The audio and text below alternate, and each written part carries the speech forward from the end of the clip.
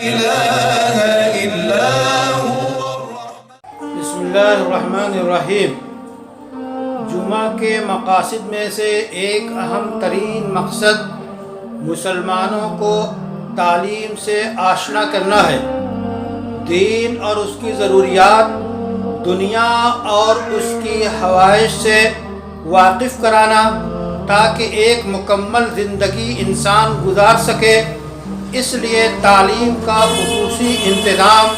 جمعے کے خطبے کے ذریعہ کیا جاتا ہے۔ اللہ تعالیٰ کا ارشاد ہے، اعوذ باللہ من الشیطان الرجیم، یا ایھا الذین آمنوا اذا نودی للصلاۃ من یوم الجمعۃ فاسعوا الی ذکر اللہ۔ تمام اہل ایمان کو خطاب کر کے اللہ نے فرما دیا کہ جمعے کے دن جب اذان دی جائے، پکار لگائی جائے تو اللہ کے ذکر کی طرف لپکو، یعنی دل و جان سے مسجد میں حاضری دو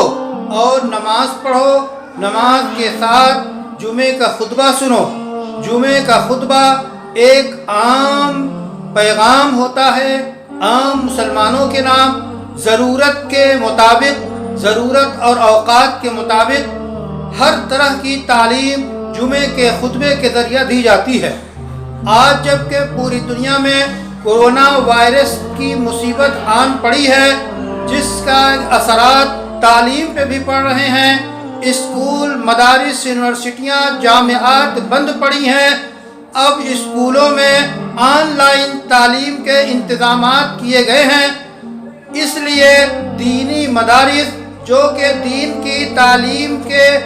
قلعے ہیں، ان کی ذمہ داری بنتی ہے کہ وہ بھی اپنے یہاں تعلیم کا آغاز آن لائن طریقے سے فائدہ اٹھاتے ہوئے کریں، تاکہ گھر بیٹھے طلبہ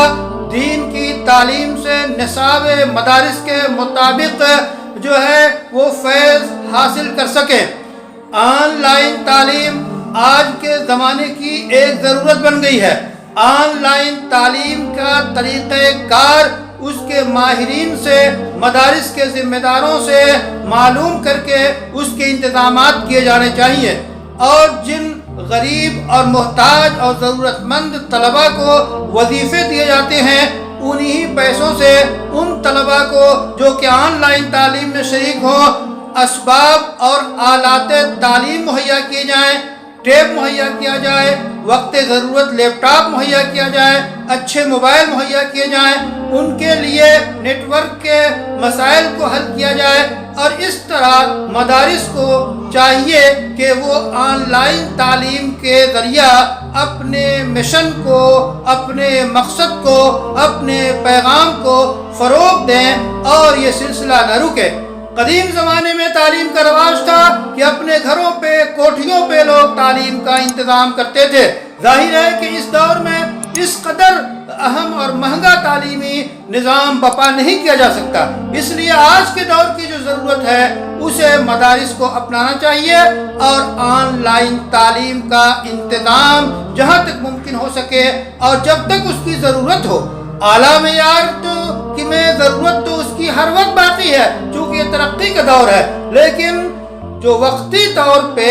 جو تعلیم براہ راست نہیں ہو سکتی ہے، اس کے لیے اعلیٰ تعلیم کا انتظام آن لائن ذریعہ کیا جائے۔ اور تجربات بتاتے ہیں، دیگر ملکوں میں جو اساتذہ ہیں، مدرسین ہیں، وہ بتاتے ہیں کہ جب سے ہم نے آن لائن تعلیم کا سلسلہ شروع کیا ہے تو یہ سلسلہ 3 مہینے کا نصاب ہم نے 2 مہینے میں مکمل کر لیا، اسی طرح 4 مہینے کا نصاب اس سے کم مدت میں ہم نے اس کی تکمیل کرا دی۔ تو گویا آن لائن تعلیم کے ذریعہ ہم مقصد کو حاصل کر سکتے ہیں، مقصد کی طرف بڑھ سکتے ہیں، اور تعطل اور جمود کے بجائے ہم حرکت اور